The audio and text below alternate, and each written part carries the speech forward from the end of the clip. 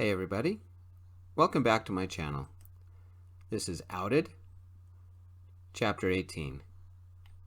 Let's start with Jared's point of view. Mitch is about to run. I have to do something. But what? Mitch needed someone to stand up for him, because no one ever did. Nobody came to see him at karate. Nobody went to his work to have coffee. And his own mom ran away from the butte. Mitch had to be independent and stand up for himself because no one else did. No one ever made him feel special. Even me. I never came to his matches or his work. Michaela never did, nor Josh. Mitch always helped me. But what did I ever do for him? I needed to stand up for Mitch. He needed to see that he never had to be alone. I had read his journal. I knew how bad dealing with diabetes has been for him, and he's had to battle the damn condition alone. Not any longer. Keeping Mitch's hand in as firm a grip as I could, I cleared my throat. Ma'am, he can't eat fries or breaded things or bread or potatoes or whatever. They shoot up his blood sugar like nobody's business. He's not pre-diabetic or a little bit diabetic. He's very diabetic. Takes insulin 4 times a day, and it was my mistake bringing him here so soon after he got out of the hospital. I can have our chefs custom make whatever he can eat. The floor manager pulled his mic away from his face. Challenge us. They can make anything. A couple had left the dance floor and stared at us as they walked past. Hospital, our waitress said. That must have been a nasty car accident. The tables around us stopped eating to look at us. Mitch slid his hand from mine. Someone snickered when Mitch reached to the floor and grabbed his backpack and stood, the sky blue shirt on full display. I'll see you later.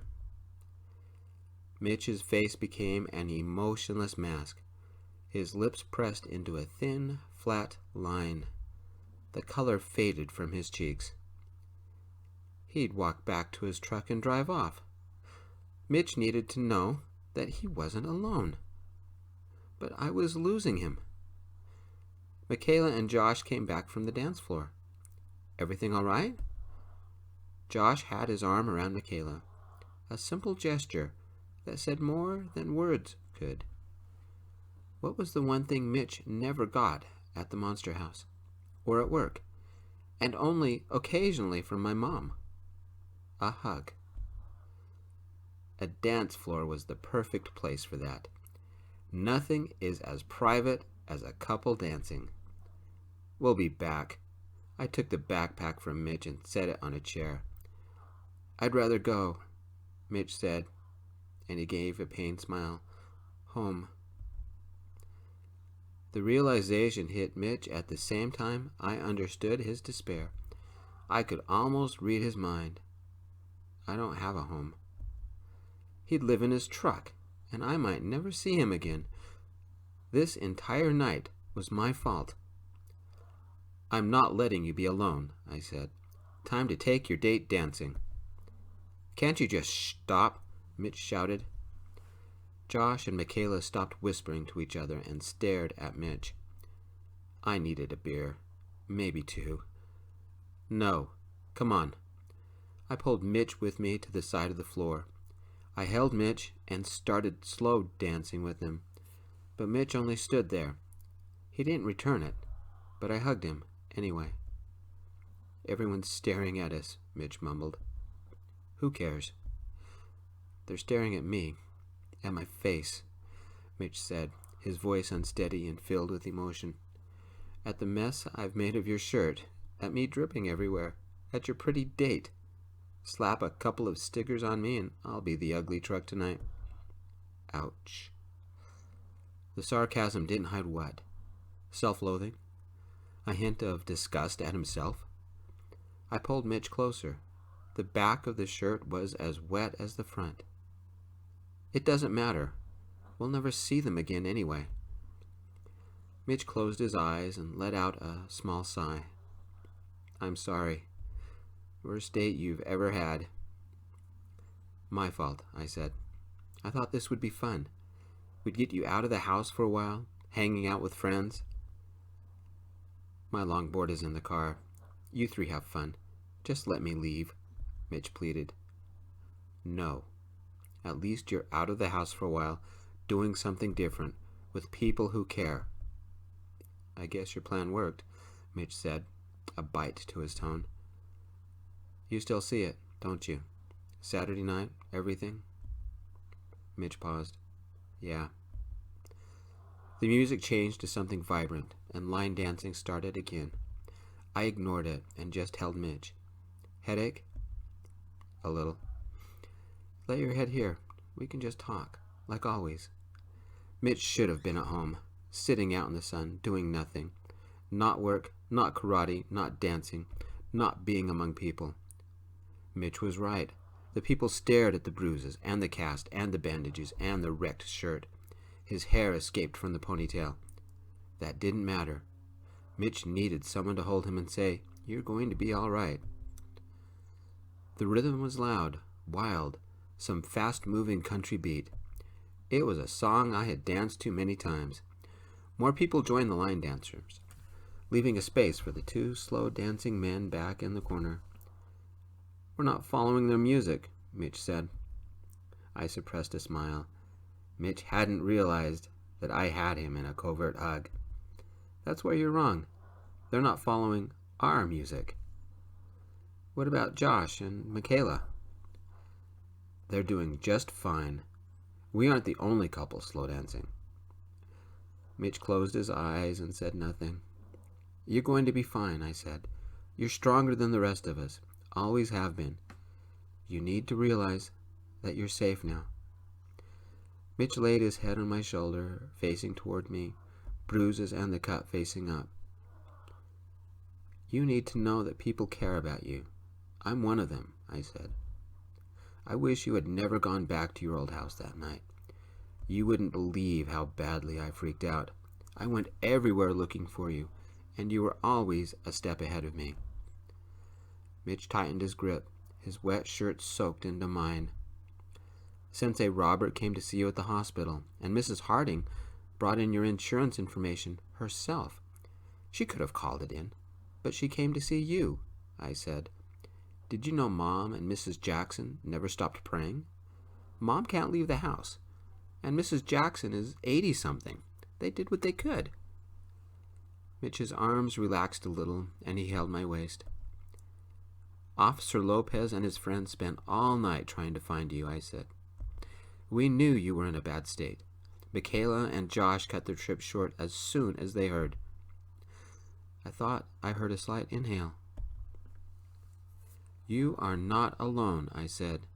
Never have been. You don't have to hide anymore. Mitch's arms circled me, and it became a true hug. I ran a finger across the butterfly bandage and the cut. Sometimes there are moments when, I don't know how to say it, but like right now, just us dancing, it feels nice. Or talking with you last night on the stairs or in the hospital. It seems nicer than before. It doesn't make any sense, but I feel closer to you than ever. Mitch still didn't say anything. When I read your journal, I began to see how deep you really are. The music changed. Another slow dance. People shifted across the dance floor. Mitch's shoulders relaxed a little, and he started to sway. I held him, timing my motion with his, pretending to dance a little. It didn't matter. Mitch had settled down. Maybe tonight wouldn't be a complete disaster. Hey, you two. Josh tapped me on the shoulder. Do you mind if we eat? Go ahead. We'll be there in a minute. I glanced over at Mitch's face. I noticed the wetness on my shoulder, the wetness around Mitch's closed eyes, the slight trickle of something wet crawling down my neck. It's okay, I whispered. Let it out. Mitch didn't make a sound or say a word. He just held me. He didn't whimper or sob or anything. No hysterics, no screaming, no begging to go home. His eyes simply leaked. For the emotionless vampire, that was hysterical crying. "You're going to be fine," I said gently. "I'll see you through this." Mitch wasn't ready for tonight. This had been one huge mistake, and I sure could use a beer. Mitch's eyes kept leaking. "It's okay, buddy. It was a rough weekend for both of us." Mitch still didn't move, just stood there, right arm down, left pushed awkwardly to the side. He barely breathed. The dancers near us kept looking over. "We'll both be fine. I'm here." Michaela walked over to us. "I told the waitress what to do, and they brought a new salad. It's on the table when you're ready. We just need a couple of minutes." "Is he okay?" Michaela whispered. "No," I whispered back. Michaela walked back to the table, biting her lip and looking at us. Josh helped Michaela with her chair, and they both looked over at me and Mitch. What had happened to the guy who had learned how to flip and showed off just a few days ago? The guy who was so excited for his tournament. When had Mitch become so vulnerable? Saturday. Damn Bailey. "We can stay like this till closing time," I said. "If you want, I can run out to the car and grab the Aerosmith shirt. You can change in the bathroom. Or we don't even have to move. I'm fine like this too." Mitch barely danced. "It's just been too much," he said. Mitch finally spoke, and his voice was so full of pain. Something inside me melted. My eyes brimmed over. "It seems like," Mitch said, "this is the first time I've slowed down, and look where we are. I'm making a fool of you, of me, and I can't help it." Mitch had never acted like this, ever. Helpless. It was like at the hospital. Mitch had needed me, clutched at my hand whenever he was conscious. I closed my eyes and leaned my head over Mitch's. Somebody needed me, and that thought felt nice. Mitch needed me. That thought felt nicer. A year of karate, and I couldn't stop Bailey from hitting me. Mitch said, "What good am I?" Was this the core of his pain? I couldn't fight back. "It's okay," I whispered. "He destroyed me, put me in the hospital," Mitch whispered. "I couldn't do anything." I held him, but I didn't know what to say. Neither of us spoke. The song changed and changed again as I held him. "You'll survive," I said. "Saturday was a nightmare. A good cup of coffee is what you need." Mitch straightened a little, and when he spoke, his voice was under control again. "Any recommendations?" Mitch asked. Was he flirting? Good. He's finally starting to relax. Maybe I can too. I might know a good-looking guy. We danced a few more minutes, ignoring the change from slow dancing to line dancing and back to slow dancing. "I think I'll take the other shirt," Mitch said very softly. Z was right. The light blue shirt brought out the color in the bruises. Mitch. I was alone in the steakhouse's bathroom. Nice and big, dark wood paneled with green tiled flooring, sparkling urinals and toilets, a nice and empty bathroom. So empty you could hear the echoes of your shoes, if the god-awful music wasn't so hideously loud. This place had speakers in the bathrooms. I looked in the mirror. The silk disaster of a shirt lying on the counter next to the vintage Aerosmith. With the bright lights in the large mirror, I could see every cut, scrape, bruise, and tear mark. My hair had gone frizzy. God, I was a mess. As I turned, the huge bruise on my rib stood out, and I relived the moment when Bailey kicked me into the glass. I was tempted to lower my pants and count all the nicks and cuts on my legs, but I resisted. The cut on my cheek was bad enough. I smoothed out the butterfly bandage, turned the water on, and rinsed the tear tracks off my face. Tonight had turned into the strangest, weirdest night of my life. I touched the bruised cheek, the cut with the butterfly bandage, leaned in close to look at the colors around the black eye. Bruises took a week, maybe 2 or 3, to fade away. Mine hadn't yet, but it had only been 4 days.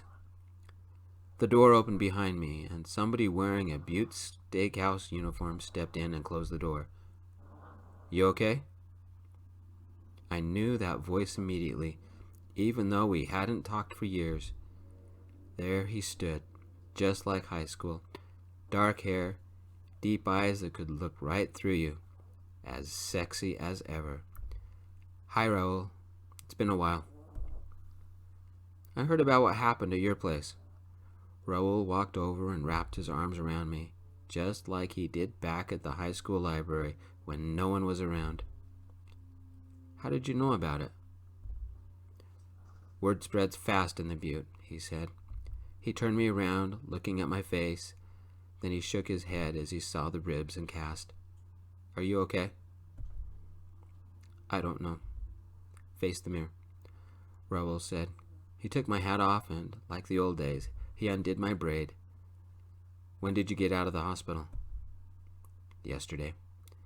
Jared thought a night out would cheer me up, and I'm ruining it."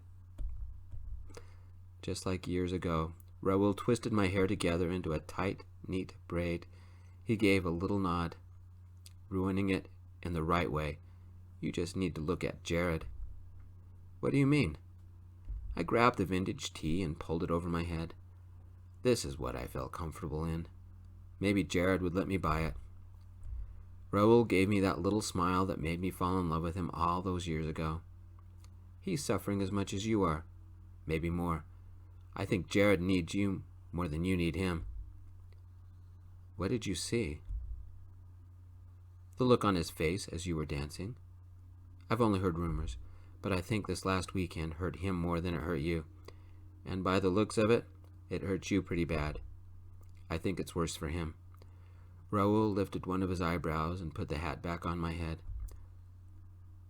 "I'm going to do you a favor, for old time's sake. In about 15 minutes, I'll tell the DJ to play 5 slow dances in a row. I think you'll understand then." "Understand what?" "Remember, 15 minutes. And it was good seeing you again. Next time we meet, I'll have to introduce you to my husband. I think you'd like him." "You're married?" I smiled as much as my cheek would let me. "Remember Wes?" 6 months ago," Raoul said. "You know, that little scar will make you look sexy. Give you that dangerous vibe. Well, you've always had that. Too bad we're both taken."